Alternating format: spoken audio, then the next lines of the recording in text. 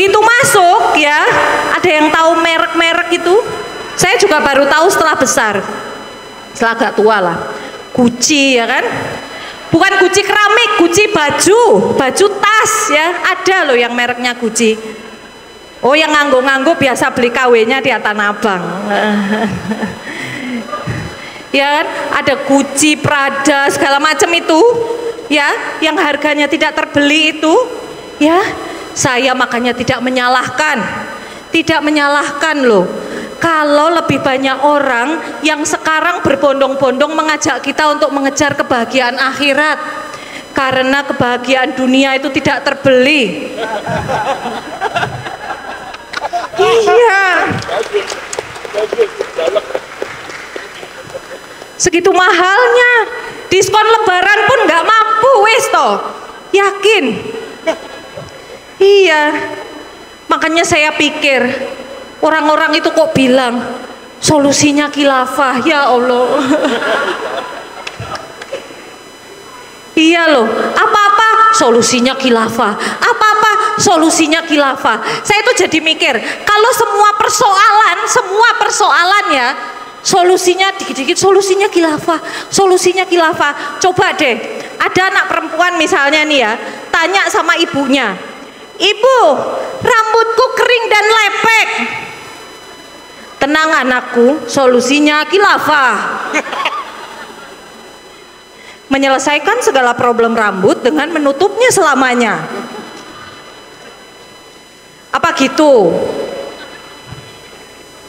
Ada lagi anak perempuan yang sama bertanya pada ibunya, "Ibu, aku memiliki problem bau badan." "Tenang anakku, solusinya khilafah." Apa solusinya khilafah? Sabun khilafah dengan aroma kasturi, karena aroma yang lain mengundang fitnah. Apa ya begitu? Ini anak perempuan ini tanya lagi sama ibunya. Kalau tanya sama bapaknya itu bimbo. Anak bertanya pada bapaknya ya. Iya, tanya lagi sama ibunya. "Ibu, aku memiliki problem kewanitaan," misalnya gitu ya. Terus jawabnya apa? "Tenang anakku, solusinya khilafah," gitu. Pembersih kewanitaan khilafah, menyelesaikan segala problem kewanitaan dengan membersihkan otak wanita dari keinginan keluar rumah, mengejar karir, dan menolak poligami.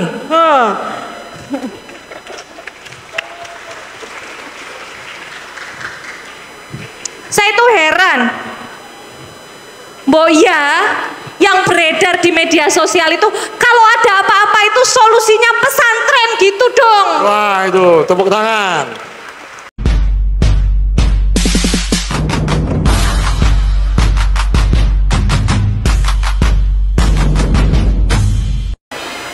Ya, langsung ini Gus. Yuk, ditunda besok ya enggak apa-apa udah. Bismillahirrahmanirrahim. Assalamualaikum warahmatullahi wabarakatuh. Warahmatullahi wabarakatuh.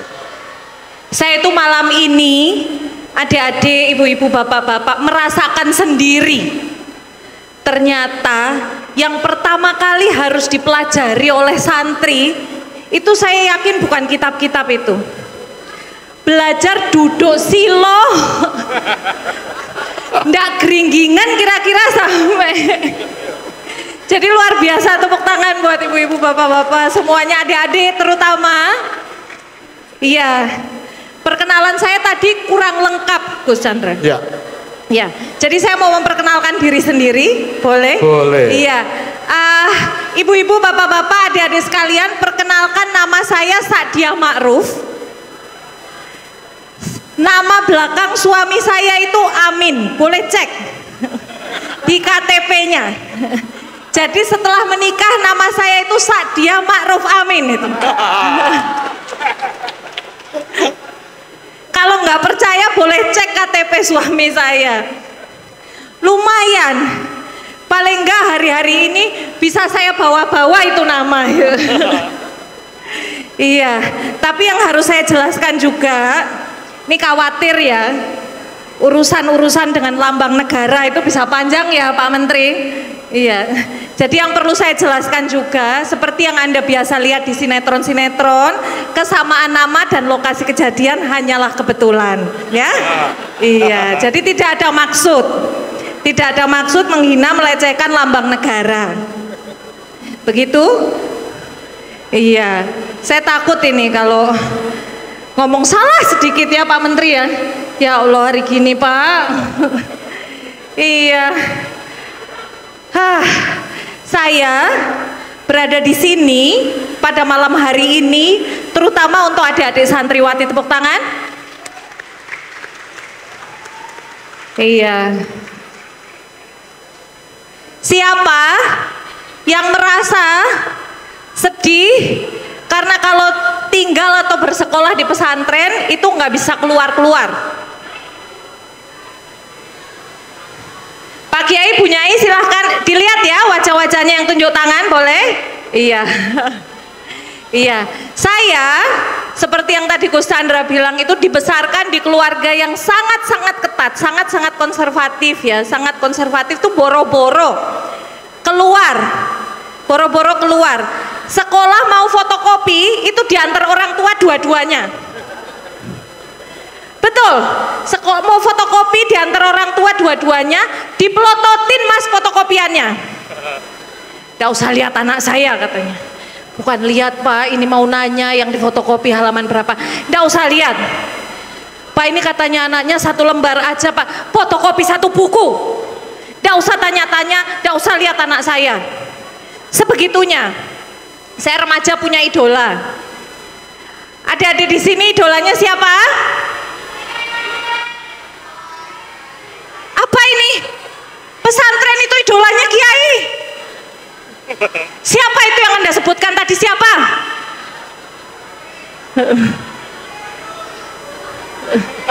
Baru saja diceritakan ya Gus ya, berkhidmat pada Kiai. Saya idolanya Andy Lau dulu. Dilarang sama orang tua saya, mau pasang poster Andy Lau dimarahin habis-habisan sama abah saya. Saya nggak ngerti kenapa ya, apa mungkin idolanya harus Arab juga gitu. Ya saya pikir karena Nabi Muhammad nggak ada posternya, saya pasang poster Syahrukh. Lumayan, Arab, India, Pakistan, budaya kawin paksa lah kira-kira gitu. Jadi sama aja.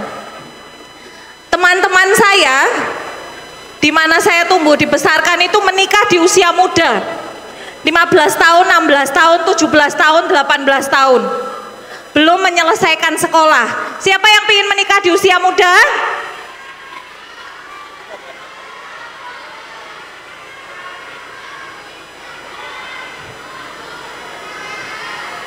Itu ngacung-ngacung kamu punya apa? Ya Allah. Iya, teman-teman saya itu ya, teman-teman saya di kampung saya itu menikah pada usia sangat muda, padahal cantik-cantik, kaya-kaya, bisa sekolah tinggi, bisa kuliah, mau kuliah ke luar negeri, mau kuliah ke Arab Saudi, ke Mesir, ke Amerika bisa. Tapi menikah pada usia sangat muda. Saya beruntung karena orang tua saya mengizinkan saya untuk kuliah sampai tinggi. Usut punya usut karena saya kurang cantik dan tidak kaya. Ibu saya bilang, ya paling kita itu tidak punya tampang, tidak punya harta, ya paling enggak punya otak untuk simpenan terakhir. Itu kenyataannya. Saya ini dilahirkan di keluarga yang kalau teman-teman sekarang bilang itu pemikirannya sangat ketat, kaku ya, sangat ketat, sangat kaku mengenai agama. Anak perempuan dan sebagainya itu sama sekali tidak boleh berekspresi. Saya maju ke sini nih, saya maju di panggung seperti ini itu tidak atas restu abah saya. Kebetulan abah saya sudah meninggal dunia. Iya, kondisinya seperti itu sampai pada suatu hari saya bilang sama mama saya, Kalau kondisinya seperti ini, anak perempuan sedemikian dibatasi, saya melihat anak perempuan dipukul, istri dipukul, itu sesuatu yang biasa keseharian. Saya bilang sama mama saya, kalau seperti ini saya tidak akan pernah mau menikah.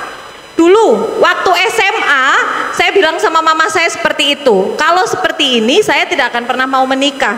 Mama saya bilang begini, Hus, nanti ada malaikat lewat, dicatat kamu tidak mau menikah, kabul kamu tidak menikah selama hidupmu. Lah saya kan mikir, di madrasah itu saya diajari kalau malaikat itu ada di kiri kanan kita, Rokib Atid selalu bersama kita mencatat. Lah kok yang ini kok cuma lewat ya.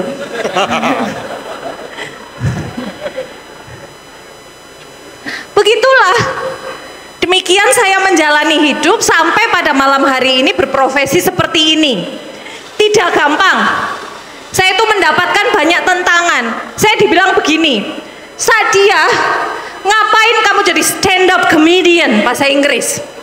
Ngapain kamu jadi stand up comedian? Orang muslim itu tidak boleh berkiblat ke barat. Ya saya bilang, kalau nggak boleh berkiblat ke barat, sholatnya hadap kemana? Iya kan? Terus saya dibilang, kamu itu perempuan, suara itu aurat, seluruh tubuh kamu itu aurat. Tubuh perempuan itu mengundang fitnah. Kenapa kamu berdiri di panggung seperti ini, tidak meneladani istri Rasulullah? Saya bilang, ini sebodoh-bodohnya saya ya, saya tidak pernah membaca hadis yang bilang bahwa tidak ada satupun istri Rasulullah yang tidak lucu. Iya, nggak ada itu di dalam riwayat. Oh iya, istrinya Rasulullah itu semua tidak lucu. Mungkin ada satu yang lucu. Coba Pak Kiai Bunyai dicari lagi itu, supaya saya kerasa ada pegangan gitu kerja saya seperti ini. Boleh ya, kitabnya boleh dibuka lagi. Siapa tahu ada riwayat yang terselip itu hadis Rasul yang menyatakan salah satu istri beliau itu lucunya setengah mati gitu kan. Nah itu bisa saya bawa-bawa itu. Iya, ada lagi yang bilang, Sadia, kamu ini bekerja seperti ini, berbicara di panggung seperti ini, saya akan dengan senang hati menyaksikan kamu disiksa di neraka. Saya sering dibilang seperti itu. Saya bilang dong, ya, kalau kamu bisa lihat saya disiksa di neraka, kan kamu di neraka juga.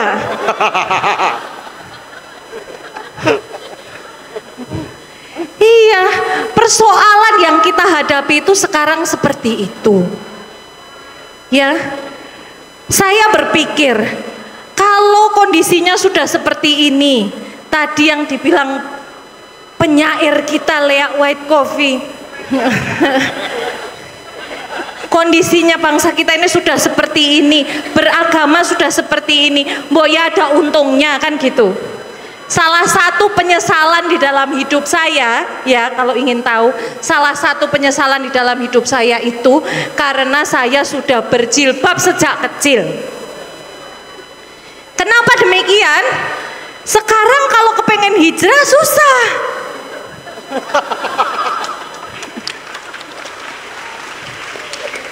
Sudah berjilbab sejak kecil, padahal kan lumayan.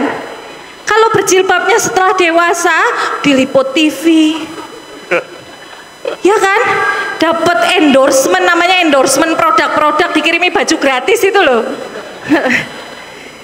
Dapat endorsement produk-produk, follower Instagram bertambah, ya kan. Kepengen saya itu, kepengen sungguh. Saya itu sudah berjilbab sejak saya sekolah di madrasah, seperti juga adik-adik sekalian ini. Ya, waktu itu saya berjilbab, terus bajunya lengan pendek, terus roknya rok pendek, madrasah liberal.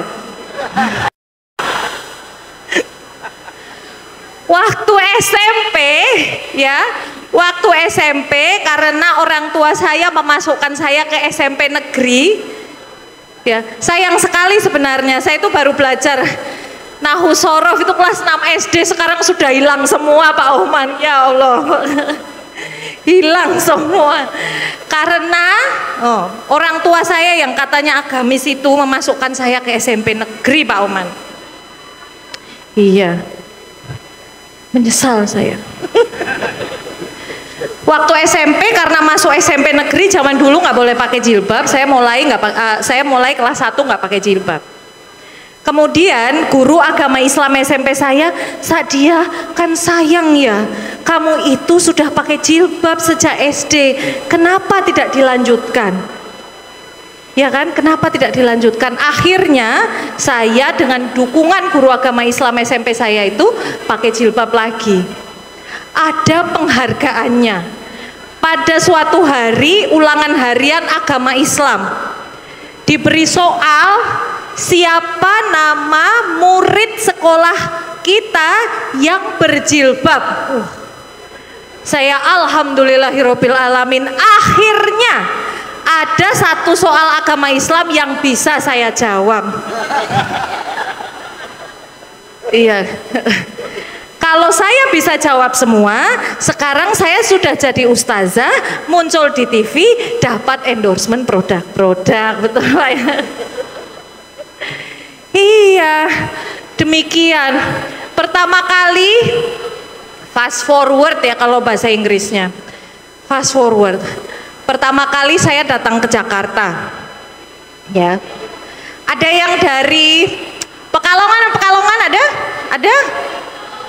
Wih, ada. Hihi. Pekalongan Jawa Tengah ada. Banyak. Ini lumayan ya jadi anak kota sekarang. Meskipun nggak bisa keluar ya, di sini-sini aja. Pura-pura aja kota. Pokoknya kita sudah di Jakarta gitu. Pertama kali saya datang ke Jakarta, ya, saya diundang seseorang untuk rapat gitulah. Masuk ke Pondok Indah Mall. Sudah pernah masuk ke Pondok Indah Mall? Sudah pernah? Iya tidak? Enggak kan? Ya alhamdulillah kalau belum, ya Allah. Santri mainnya Pondok Indah Mall. Alhamdulillah kalau belum. Saya pertama kali masuk Pondok Indah Mall umur 36 tahun. Serius Mbak Ina ya? Iya, pertama kali saya masuk Pondok Indah Mall ya, kalau yang belum pernah masuk atau yang sudah pernah masuk, saya masuk, Allahu Akbar. Kita bukan mau ngebom, enggak, muka aja begini, bukan. Enggak. Kesetnya itu lebih bagus daripada baju saya loh. Betul. Gus Sandra ketawanya keras sekali, mainnya di mall ya Gus. Tadi baru aja bilang katanya suan-suan kiai. Begitu mall paham, ketawa kenceng. Kiainya sekarang ke mall juga. Harga pakaiannya berapa memang? Harga pakaian saya itu Gus ya, sebenarnya cukup mahal. Sebenarnya cukup mahal tapi didiskon 75%, tambah 25%. Iya, belinya pas lebaran Gus.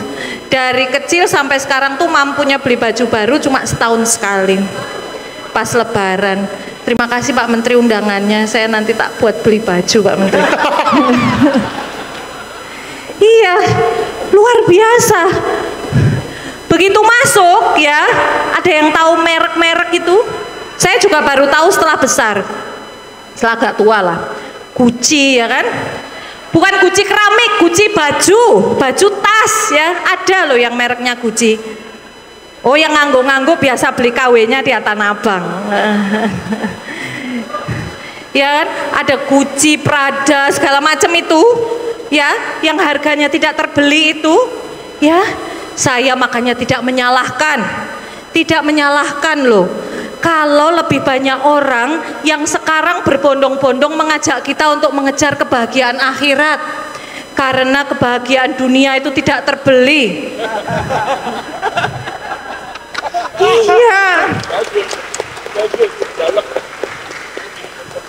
Segitu mahalnya, diskon lebaran pun nggak mampu wes toh, yakin. Iya, makanya saya pikir orang-orang itu kok bilang solusinya khilafah, ya Allah.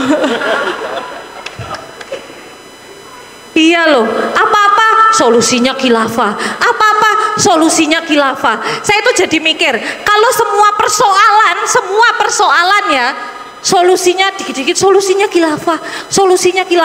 Coba deh, ada anak perempuan misalnya nih ya, tanya sama ibunya, ibu, rambutku kering dan lepek. Tenang anakku, solusinya khilafah. Menyelesaikan segala problem rambut dengan menutupnya selamanya. Apa gitu? Ada lagi anak perempuan yang sama bertanya pada ibunya, ibu, aku memiliki problem bau badan. Tenang anakku, solusinya khilafah. Apa-apa solusinya khilafah? Sabun khilafah dengan aroma kasturi karena aroma yang lain mengundang fitnah. Apa ya begitu? Ini anak perempuan ini tanya lagi sama ibunya. Kalau tanya sama bapaknya itu bimbo. Anak bertanya pada bapaknya ya. Iya, tanya lagi sama ibunya. Ibu, aku memiliki problem kewanitaan, misalnya gitu ya. Terus jawabnya apa? Tenang anakku, solusinya khilafah gitu ya. Pembersih kewanitaan khilafah. Menyelesaikan segala problem kewanitaan dengan membersihkan otak wanita dari keinginan keluar rumah, mengejar karir dan menolak poligami.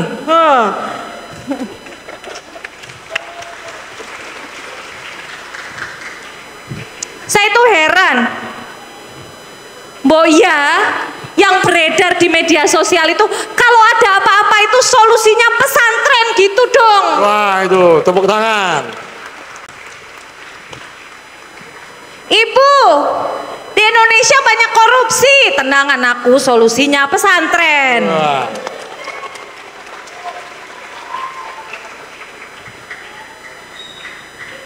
Iya, apalagi ibu, di Indonesia sekarang banyak kekerasan terhadap perempuan. Tenang anakku, solusinya pesantren. Gitu. Satu lagi, ibu, anak remaja sekarang seringnya suka keluar rumah. Tenang anakku, solusinya pesantren. Dijamin mengunci anak di dalam gedung pesantren sampai selesai SMA gitu ya. Pesantren untuk Islam rahmatan lil alamin gitu dong. Kenapa kita biarkan? Kita biarkan Pak Menteri. Semua orang di media sosial bilang solusinya khilaf, solusinya pesantren. Pesantren. Saya ini gini-gini lulusan pesantren loh Pak Menteri. Pesantren kilat. Iya, pokoknya ya kalau kemana-mana tinggal bilang, ya kan ya pesantren kilat kan pesantren juga, ya kan? Pesantren kilat pesantren juga dan biar kelihatan ya, kelihatan terasa gitu, terasa santrinya, ya. Saya bilang, saya asal Pekalongan, tetangganya Habib Lutfi. Lumayan loh, banyak yang minta doain saya. Saya bilang, ada ibu-ibu nih ya, pengalaman pribadi. Ada ibu-ibu tiba-tiba tanya sama saya, ibu-ibu hamil, tiba-tiba tanya sama saya, Kak, kakaknya mukanya kayak Arab ya? Ya Bu, kenapa? Tolong doakan anak saya ya Kak. Terus saya berpikir begini, waduh, ini saya mukanya doang sebenarnya, rumahnya doang sebenarnya yang deket Habib.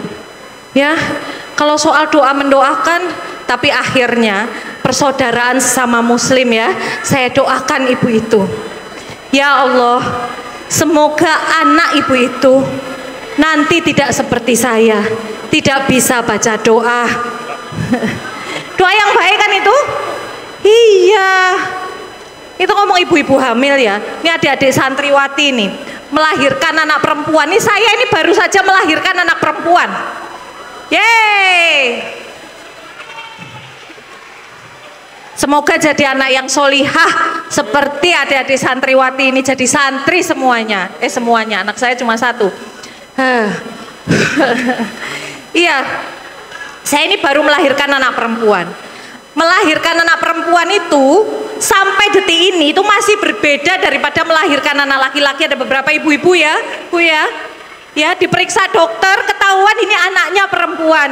Ibu anaknya perempuan, dokternya bilang begitu. Coba kalau di USG kelihatan anak laki-laki, ibu selamat ya anaknya laki-laki, pakai selamat, pakai. Kalau di USG ketahuan anaknya perempuan, enggak, ibu anaknya perempuan, pakai ditambahin lagi, enggak apa-apa. Nanti dapat mantu laki-laki, ya Allah. Ya, ini baru di USG, dilahirkan belum, sudah mau dikawinkan. Itu nasib anak-anak perempuan kita sampai hari ini. Begitu lahir ya, begitu lahir tuh ada aja yang komentar. Oh, anaknya cantik ya, sayang bulu matanya tipis. Nanti kalau menikah harus pakai bulu mata palsu, ya Allah. Kebetulan yang komentar ibu saya.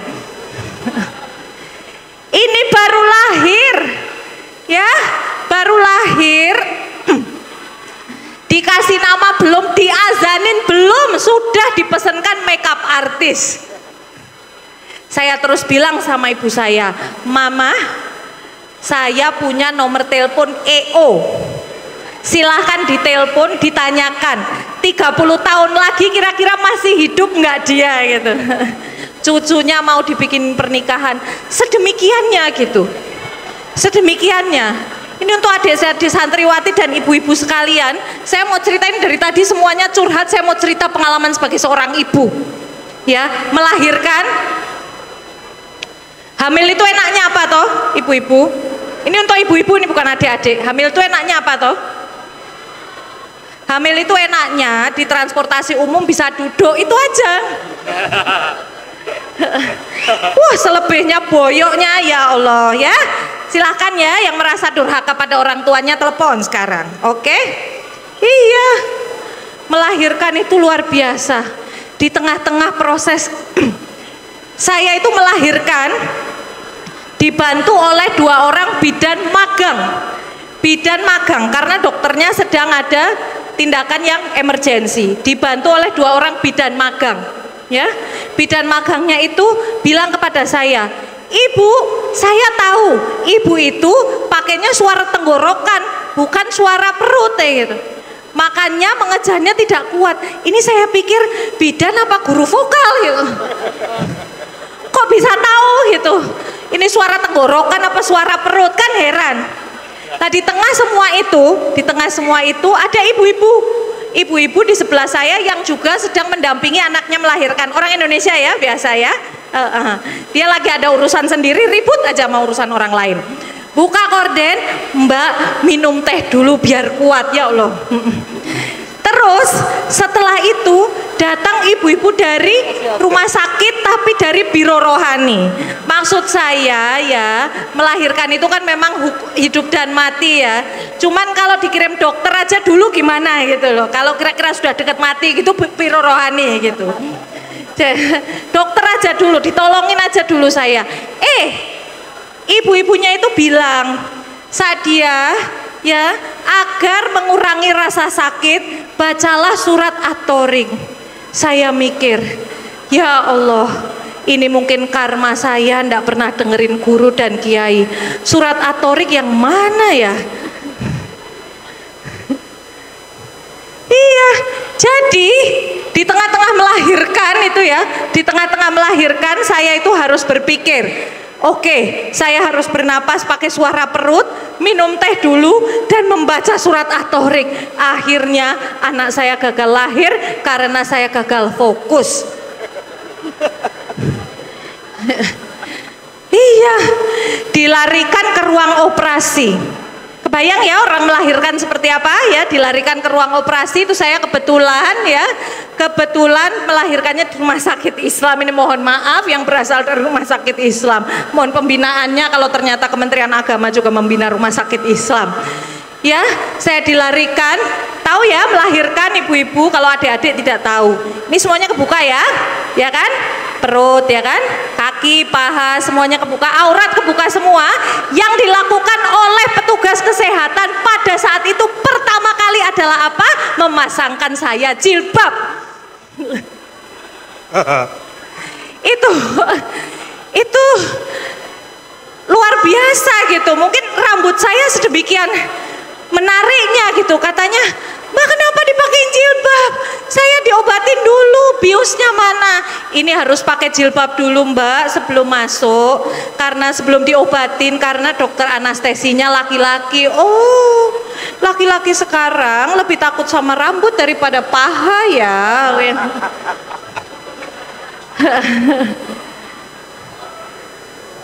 Losing sense of priority.